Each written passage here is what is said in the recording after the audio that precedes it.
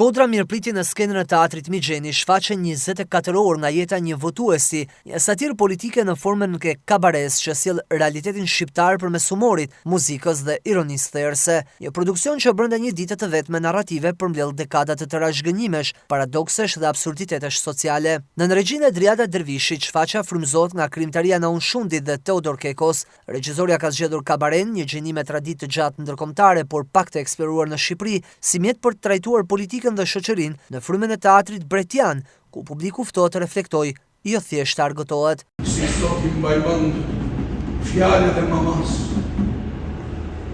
Absurd. Nënës tënde edhe mund t'i pesh në një po partisë bir. Poezia e Teodor Kekos, shkruar në 1996, dëshmon se pavarësisht kalimit të viteve, ndryshimet në vend mbeten më të pakta nga sa perceptohen.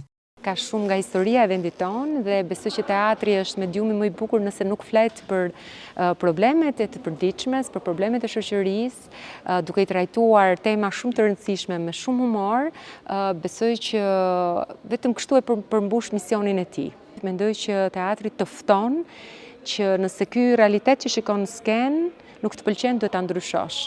Në rolin e protagonistit vjen Arben Derhemi, i cili interpreton një burr të moshës së mesme që prej 35 vitesh heziton të votojë, duke ngritur pikpyetje të forta mbi përgjegjësinë qytetare dhe raportin e individit me demokracinë. Për krahati aktoria Zamira Kita mëshiron personazhin e revolucionares, një figurë e krijuar posaçërisht në rolin e nënës së protagonistit, një karakter simbolik që përfaqëson idealizmin dhe zhgënjimin e brezave.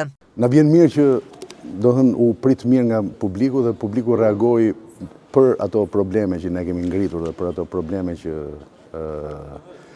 janë ngritur në përgjithësi për gjithë këtë demokracinë fatlume tonën, që qeshim se nuk qajmë tot. Thirrja që ne bëjmë apeli për të votuar, për të ndërgjegjësuar gjithë popullatën për të votuar, por jo vetëm kaq, edhe se sa tronditse është qetësuese ka qenë politika në gjithë këto vite, por megjithatë ajo që mbizotëron në komedi është humori, gjithçka vjen me nota satire, ironie, humori mirëfillt, aktorët janë në karaktere shumë të bukura, për mua është fat që kam luajtur kësaj here me Arben Derhemin. 24 orë nga jeta një votuesi vjen si një pasqyrë mprehtë e realitetit politik dhe shoqëror shqiptar, duke përdorur satirën si armë artistike për të provokuar debat dhe reflektim mbi rolin e qytetarit në demokraci.